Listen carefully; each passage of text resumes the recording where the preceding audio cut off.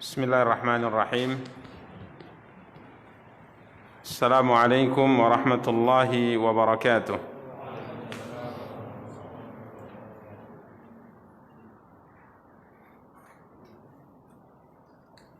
إن الحمد لله نحمده ونستعينه ونستغفره ونعوذ بالله من شرور أنفسنا ومن سيئات أعمالنا.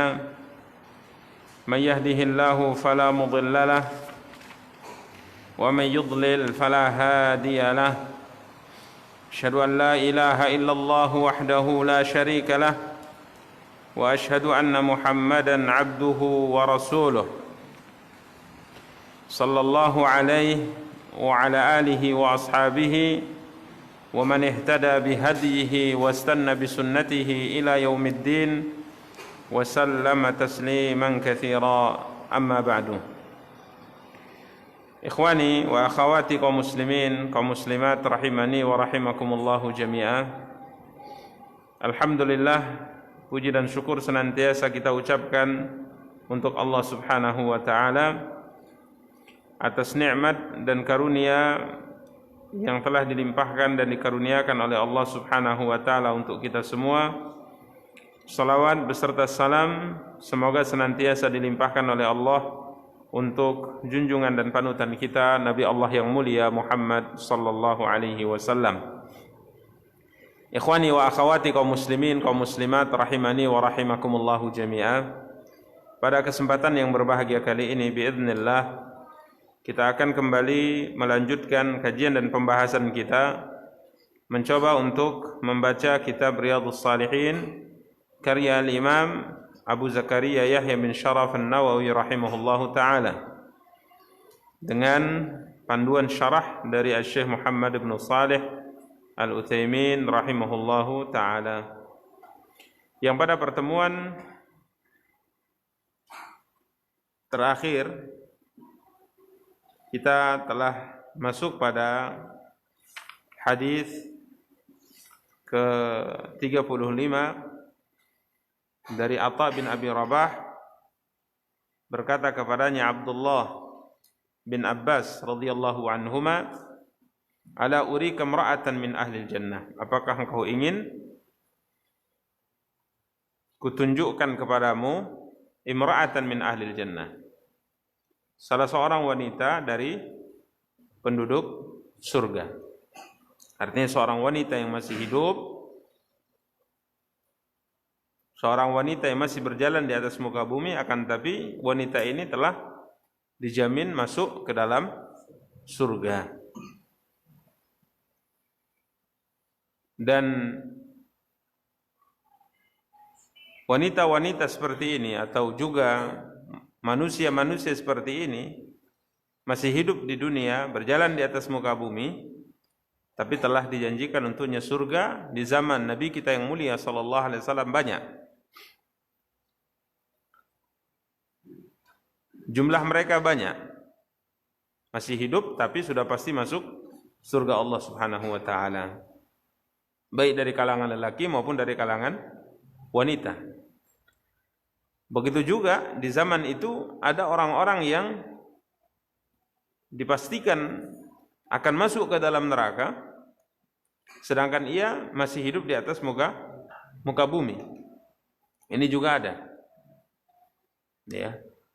Maka aqidah Ahlus Sunnati wal Jamaah menjelaskan bahwa kita tidak boleh memastikan seorang itu ada di dalam surga atau neraka kecuali orang-orang yang telah dipastikan oleh Allah dan Rasulnya yang mulia sallallahu alaihi wasallam.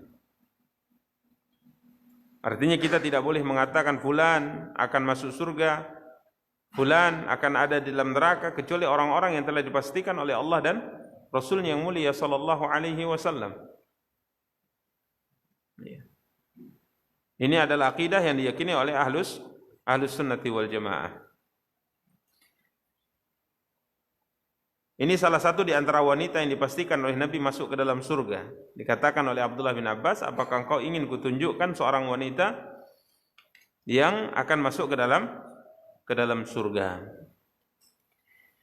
Adapun orang-orang yang memiliki sifat tertentu kemudian kita katakan jika seandainya ia meninggal akan masuk ke dalam surga, maka ini pensifatan secara umum dan ini tidak mengapa.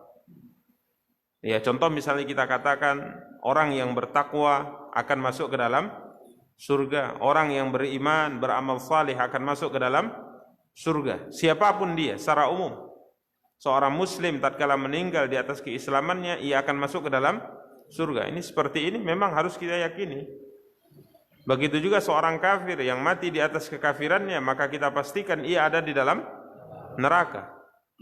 Ini keyakinan seperti ini wajib diyakini. Akan tapi menentukan seseorang, apalagi yang masih hidup, kita katakan si fulan ini ada di surga, si fulan ini ada dalam neraka, ini tidak boleh kecuali orang-orang yang telah dipastikan oleh Rasulullah sallallahu alaihi wasallam. Ya.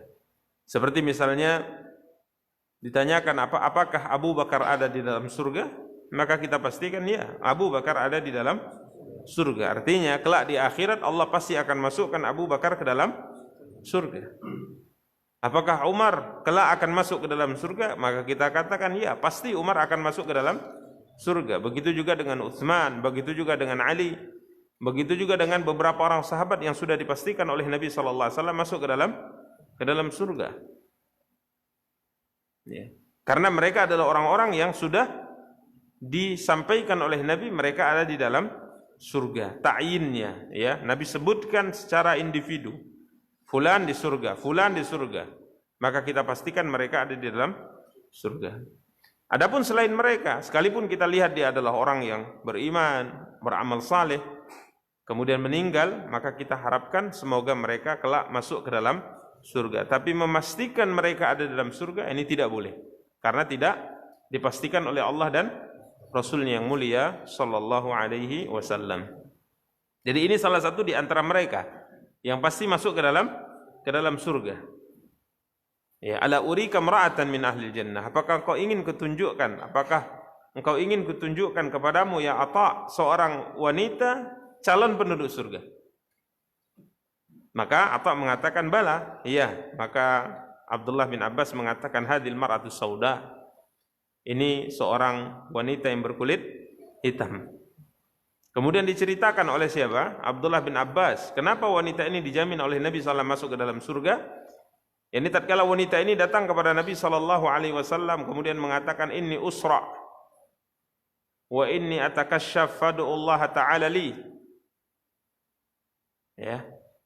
Sesungguhnya aku mengidap penyakit ayan. Dan setiap kali penyakit itu datang secara tiba-tiba, atakasyaf, ini atakasyaf, akan tersingkap auratku tanpa ku sadari. Fadu'ullah ta'ala li, berdoalah kepada Allah SWT untukku. Yani dia meminta kepada Nabi agar kiranya Nabi SAW mendoakan kesembuhan untuknya. Ini faedah yang kedua, ya. Ini faedah yang kedua. Jadi faedah yang pertama tentang kita tidak boleh menetapkan seorang ada dalam surga kecuali yang ditetapkan oleh Allah dan Rasulnya yang mulia SAW. Faedah yang kedua, dibolehkannya seorang itu meminta doa kepada orang saleh, ya.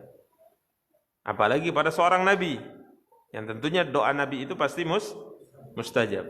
Fad'ullah ali, berdoalah kepada Allah untukku. Jadi tidak mengapa ya kita meminta doakan kepada orang-orang yang kita anggap sebagai orang saleh, tidak mengapa. Walaupun sebaiknya ya berdoalah sendiri. Ya, walaupun sebaiknya berdoalah sendiri. Kenapa? Karena orang yang membutuhkan sesuatu dari Allah Subhanahu wa taala tatkala meminta kepada Allah, biasanya permintaannya dipenuhi dengan perasaan yang betul-betul mengharapkan kepada apa yang dia minta. Berbeda dengan orang yang sekedar melaksanakan titipan doa orang. Ya, dia mungkin berdoa ya sekedar karena dia kawan, dia kenal, nanti kalau ketemu ditanya sudah doakan atau belum, kan nggak enak. Ya maka dia doakan, memang dia doakan, tapi doanya tentunya tidak sekhusyuk orang yang membutuhkan. Makanya boleh silahkan meminta doa kepada orang yang kita anggap orang saleh, tapi lebih baik kita berdoa sendiri. Karena Allah Subhanahu wa taala tatkala memerintahkan kita dalam berdoa, meminta hajat kepadanya, Allah Subhanahu wa taala tidak katakan, mintalah datang kepada orang soleh di kalangan kalian, minta doa dari dia. Tapi Allah mengatakan, wa qala rabbukum ud'uni astajib lakum. Rabb kalian berfirman, ud'uni, berdoalah kepadaku. Artinya secara langsung minta, panjatkan permintaan kalian kepada Allah. Astajib lakum, niscaya aku akan kabulkan apa yang kalian minta. Jadi boleh meminta doa kepada orang saleh agar orang saleh tadi mendoakan kita, tapi alangkah baiknya kita berdoa sendiri. Dan juga dengan catatan orang saleh ini masih hidup. Kalau orang saleh ini sudah meninggal, kemudian meminta agar dia mendoakan kita, ini tidak ada gunanya. Karena dia sudah meninggal. Dan dia tentunya berada di alam yang tidak seperti alam kita sekarang. Maka tidak boleh ya kita mendatangi kuburan seorang yang kita anggap saleh atau wali atau nabi, kemudian kita mengatakan kepadanya, ya Nabi doakanlah agar kiranya Allah SWT memberikan padaku ini dan itu. Tidak boleh. Kenapa? Karena sudah meninggal. Kalau masih hidup silahkan datangi ia, kemudian minta agar ia mendoakan. Makanya Umar bin Khattab radhiyallahu taala tatkala terjadi kekeringan di masa kekhilafahan beliau radhiyallahu taala, di masa kepemimpinan beliau menjabat sebagai seorang khalifah, terjadi kekeringan. Apa yang dilakukan oleh beliau? Beliau mengajak kaum muslimin untuk salat istisqa, salat minta hujan. Yang biasanya sunnahnya setelah selesai salat kemudian khutbah berdoa kan, meminta agar kiranya Allah turunkan hujan. Ini salat istisqa, salat minta diturunkannya hujan. Setelah selesai salat, ya, Umar bin Khattab radhiyallahu taala berdoa kepada Allah.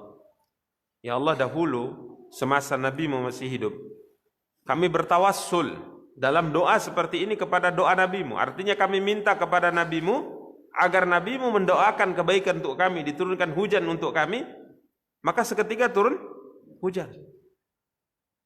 Seorang Arab Badawi datang saat Nabi SAW masih khutbah Jumat.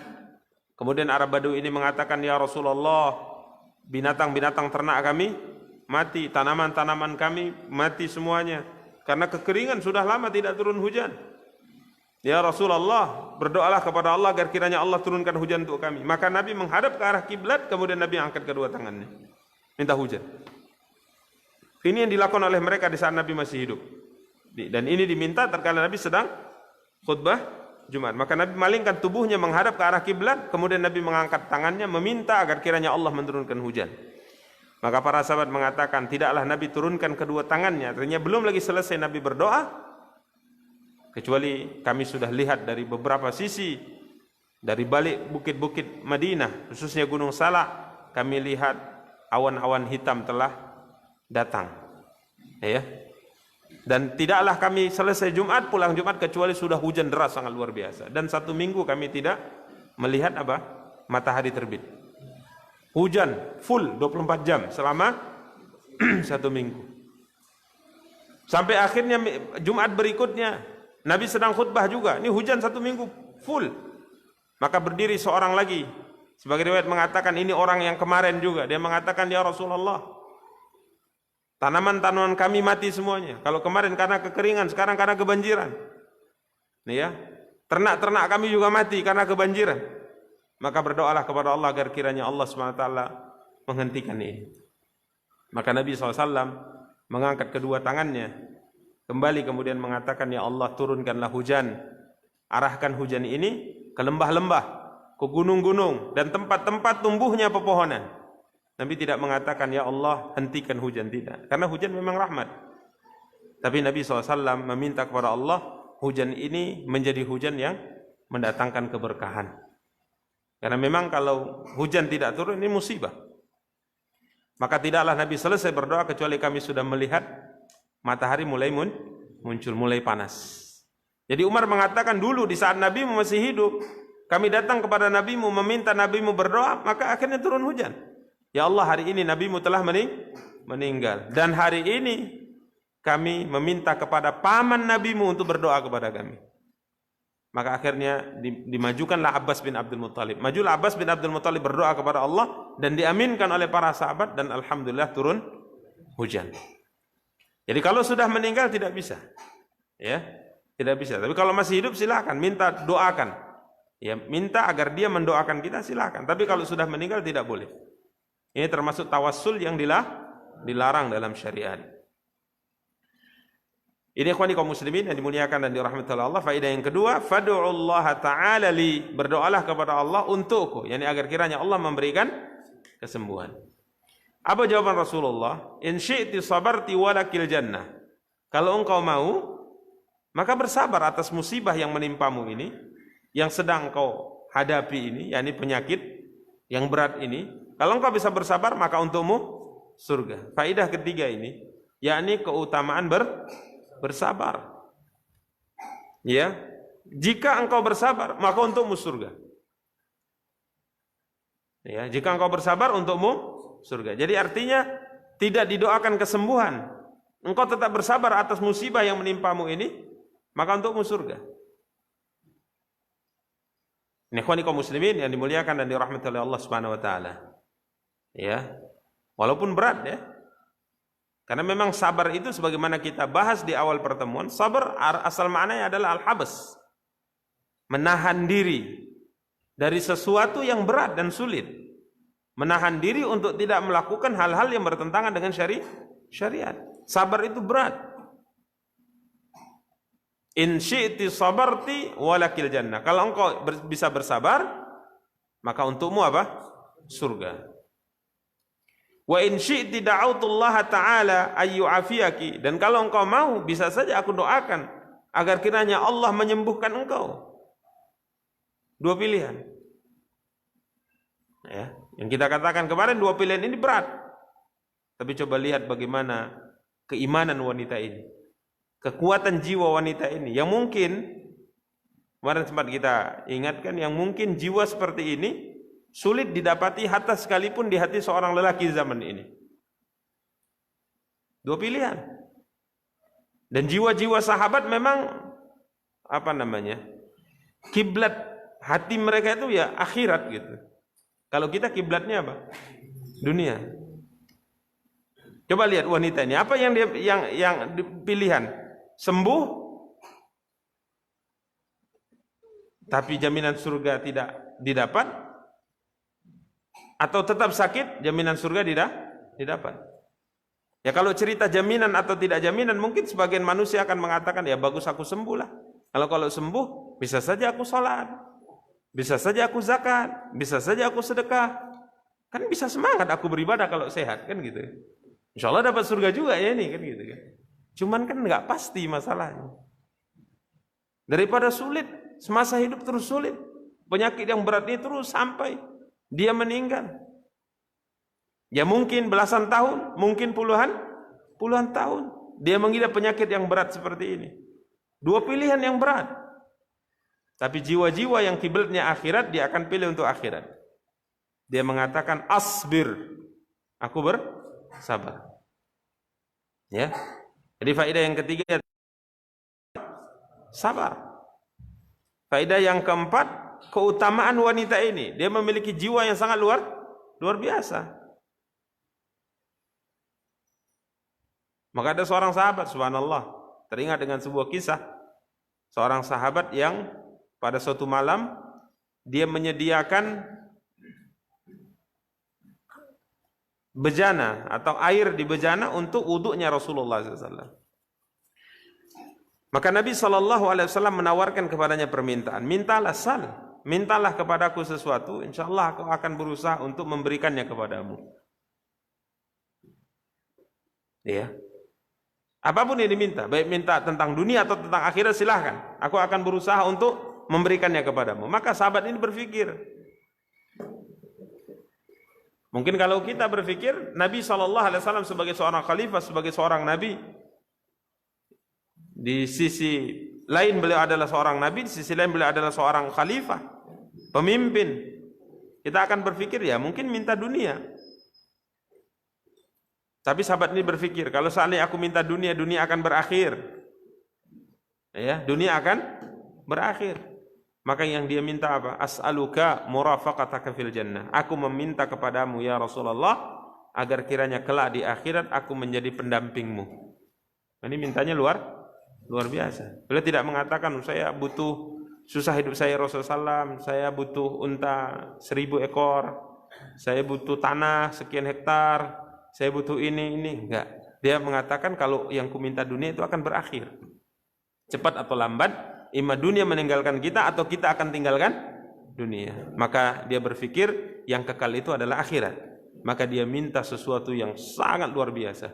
Dia mengatakan, as'aluka murafaqataka fil jannah. Aku meminta kepadamu agar kiranya aku diizinkan untuk menjadi pendampingmu di surga. Artinya, aku di surga nanti dekat denganmu. Satu posisi. Mintanya bukan akhirat yang tanggung-tanggung. Dia tidak mengatakan aku minta agar kiranya aku masuk surga, udah cukuplah, enggak.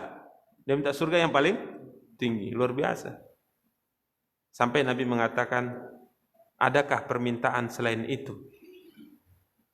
Berat ini permintaannya. Enggak ada. Itulah permintaannya. Maka Nabi SAW kala itu mengatakan, a'inni ala nafsika bikathratis sujud. Bantu aku untuk bisa mengabulkan apa yang kau minta ini dengan memperbanyak salat. Berat nih. Ya. Kedudukannya di surga Firdaus. Berat. Tapi bantu aku, kata Nabi, dengan memperbanyak apa? Salat. Kau banyak salat. Sehingga permohonanku ini terbantu dengan amal ibadah. Ya, ini orang-orang yang kiblatnya apa? Akhirat. Kalau kiblatnya dunia ya, subhanallah. Makanya kalau kita buka lembaran-lembaran para sahabat, mayoritas mereka seperti ini. Ya, mayoritas mereka seperti ini. Memang hati mereka itu sudah terpaut dengan akhirat. Berhasil Nabi SAW mendidik mereka, berhasil mereka memahami Al-Quran dan hadis Nabi SAW, bahwa yang terbesar, tujuan utama dalam kehidupan adalah akhirat. Maka dipesankan oleh Ali bin Abi Thalib, kunu min abna'il akhirah. Jadilah kalian anak-anak akhirat. Jangan menjadi anak-anak dunia. Karena dunia ini akan berlalu. Habis deh. Akhirat yang kekal. Ya. Cuman memang teorinya semua kita sama para sahabat tahu. Teorinya paham kita. Tapi prakteknya yang sangat berat ini. Teorinya tahu. Artinya ilmu seorang muslim itu harus mengedepankan akhirat. Dunia akan dia tinggalkan cepat atau lambat. Semua orang tahu, nggak ada yang tidak tahu. Tapi untuk mempraktekkan ini sangat sulit sekali. Dan biasanya seorang manusia itu kalau belum punya dunia, dia akan bertekad. Tapi kalau sudah punya, dia akan mundur. Ya, maka kalau kita buka lembaran kehidupan para sahabat Rasulullah SAW, baik laki-laki maupun perempuan, cerita mereka seperti wanita ini. Untuk akhirat itu luar biasa mereka. Ya, untuk akhirat luar biasa. Makanya perlombaan mereka itu semua tentang apa? Akhirat. Mereka berlomba untuk akhirat. Berlomba untuk akhirat. Ini para sahabat Rasulullah SAW. Maka sang wanita mengatakan, asbir. Aku bersabar ya Rasulullah. Sehingga aku bisa mendapatkan apa? Surga. Subhanallah. Sehingga dengan inilah Abdullah bin Abbas berkata kepada muridnya Atha bin Abi Rabah, apakah kau ingin kutunjukkan seorang wanita yang akan masuk ke dalam surga? Karena tatkala Nabi pilihkan sabar dengan penyakit ini atau sembuh, sabar surga atau sembuh tapi tidak jaminan surga, maka dia pilih bersabar. Maka akhirnya wanita ini dipastikan masuk ke dalam surga Allah Subhanahu wa taala. Ya memang 11 tahun, mungkin puluhan tahun sakit. Tapi apalah artinya dibandingkan dengan akhirat? Karena hidup di akhirat itu satu hari di sana seperti berapa? 1000 tahun di sini. Atau sebagian ulama mengatakan 50.000 tahun. Ya kita hidup kayaknya lama kali di dunia ini kan. Udah berapa tahun itu? Umur saya udah 40 tahun. Gimana? Lama kali udah. Lama kali. Ya kan? Apalagi nangis terus. Sedih terus. Tapi nggak ada ya, manusia sedih terus itu nggak ada. Sebagaimana manusia tertawa terus itu nggak ada. Kecuali kalau dia nggak normal ya.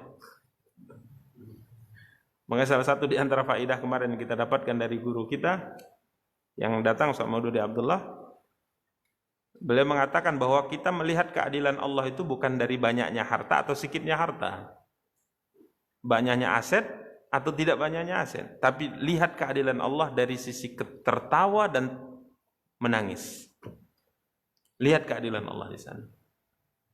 Jadi sesusah-susahnya manusia hidup di dunia ini, pasti dia akan mendapatkan senyum dan tawa di dunia ini. Dan sekaya-kayanya manusia di dunia ini, dia juga akan mendapatkan sedih dan menangis di dunia ini. Di sini keadilan Allah. Kalau dilihat dari sisi dunia, mungkin kita mengatakan Allah nggak adil kan? Wah, si fulan orang kafir, hartanya luar biasa banyaknya. Kita yang sholat susah-susah, harta kita cukup-cukup makan. Nggak adil kayaknya Allah ini. Jangan lihat keadilan Allah di situ, tapi lihat pada tangisan dan tawa manusia. Semua akan diberikan oleh Allah dua hal ini. Mau dia orang yang paling bahagia, mau dia orang yang paling susah, pasti Allah akan bagi untuk mereka berdua-dua hal ini. Maka tidak ada manusia dalam hidupnya selalu bahagia, tak pernah sedih. Dan tidak ada manusia di dunia ini hidupnya selalu sedih, tak pernah berbahagia. La husnun yadumu wala sururun wala usrun alaika wala rahau. Apa kata Imam Syafi'i? Tidak ada kebahagiaan yang kekal di dunia ini.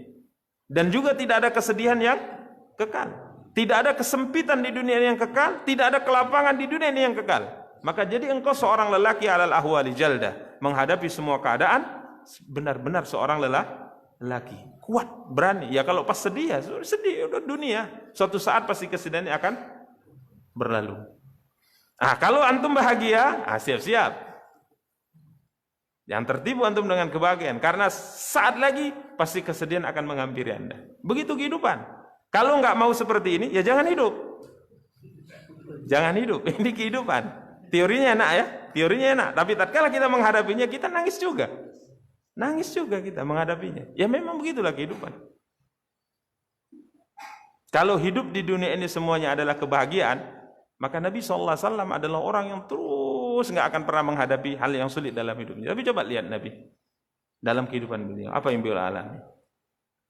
Makanya tatkala wanita ini memilih surga, cerdas dia. Karena sesulit apapun hidup di dunia, belasan tahun, puluhan tahun, dibandingkan akhirat belum ada apa-apanya. Ka'annahum hina yarawunaha lam yalbathu illa 'ashiyatan aw duhaha.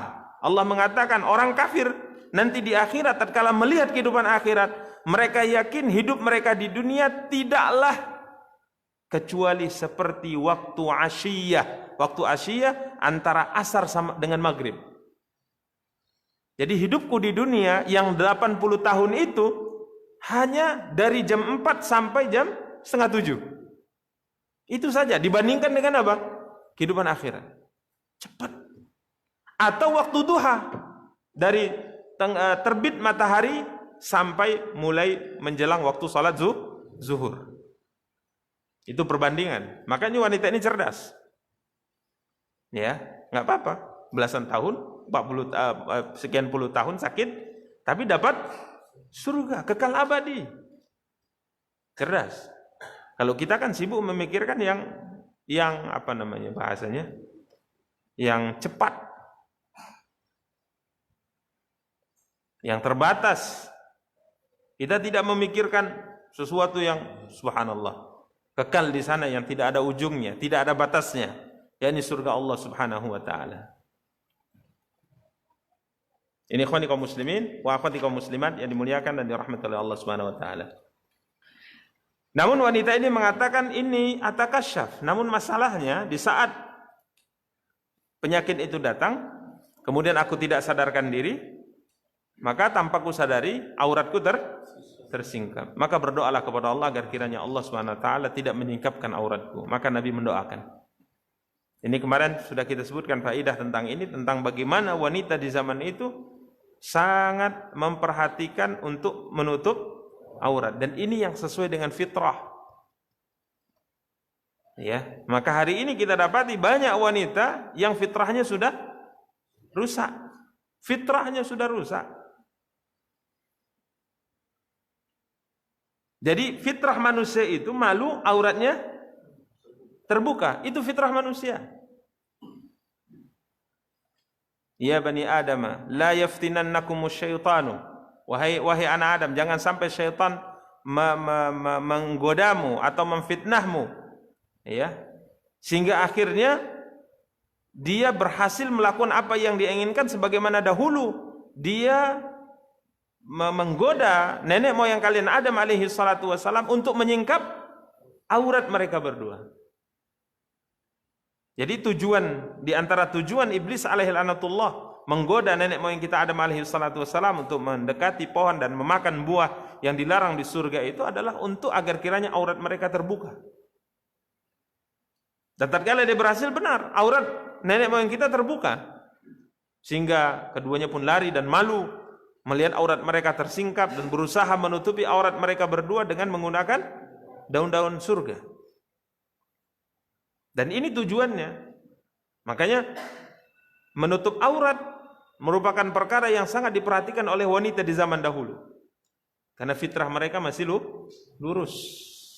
Nah, sekarang banyak wanita yang fitrahnya sudah rusak, sehingga dia melihat wanita yang menutup aurat itu yang memalukan. Jadi kalau ada wanita yang pakai jilbab, memalukan kan nih, jilbab, pakai jilbab terus.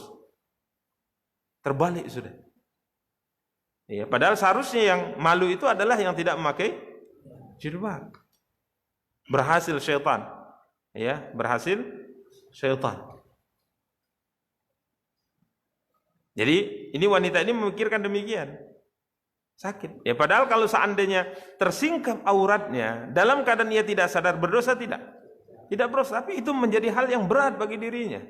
Sama seperti kemarin kita ceritakan putri Nabi kita yang mulia sallallahu Fatimah radhiyallahu taala anha. Dia memikirkan bagaimana dilihat tubuhnya di saat dia dikeluarkan dari rumahnya tatkala ia sudah menjadi jenazah, mayat. Itu terpikirkan olehnya. Mungkin subhanallah, hendaknya para wanita banyak diperintahkan untuk membaca sejarah para wanita di zaman siapa? Rasulullah SAW. Karena memang kita saat ini tidak punya figur. Karena banyak di antara kita tidak tahu figur kita siapa. Wanitanya tatkala ditanya figur kamu siapa? Yang engkau contoh itu siapa sebenarnya? Ya, ibu guru saya. Di mana? Di sekolah. Dosen saya di universitas. Teman saya fulana. Padahal figur yang harus dilihat itu adalah wanita-wanita di zaman Rasulullah. Sebagaimana kita laki-laki juga tidak tahu figur kita siapa. Figur kita siapa? Rasulullah. Tahu nggak bagaimana Rasulullah itu? Nah, itu dia masalahnya. Makanya banyak baca Nabi, Abu Bakar, Umar, Utsman. Maka sering kalau ditanya anak-anak di lembaga pendidikan sekarang, siapa idolamu? Hampir bisa dikatakan nggak ada yang mengangkat tangannya kemudian mengatakan idolaku adalah Ali bin Abi Thalib. Nggak ada. Kenapa? Kan biasanya anak itu kalau mengidolakan seorang karena dia tahu orang ini bagaimana, kan gitu. Ya, orang ini bagaimana? Kenapa engkau mengidolakan Ali bin Abi Thalib? Oh, karena Ali bin Abi Thalib itu adalah khalifah keempat. Beliau adalah ini seorang pemuda yang masuk Islam. Luar biasa. Ini berarti ibunya dan bapaknya luar biasa ini. Ya. Seorang wanita ditanya, siapa idolamu? Bingung. Tapi coba lihat, idolaku adalah Khadijah bintu Khuwailid radhiyallahu taala anha. Nah, kenapa? Karena dia adalah wanita, subhanallah, seperti ini. Makanya banyak membaca apa sejarah sehingga kita bisa berkaca dengan orang-orang yang mulia yang telah dicatat dalam sejarah yang dipastikan oleh Allah akan masuk ke dalam surga. Ya, wallahu taala a'lam wa alam. Demikian yang dapat kita sampaikan, semoga ada faedahnya. Insyaallah pada pertemuan yang akan datang kita akan lanjutkan pembahasan hadis ke-36 kita cukupkan. Subhanakallahumma bihamdika asyhadu an la ilaha illa anta astaghfiruka wa atubu ilaik. Wassalamualaikum warahmatullahi wabarakatuh.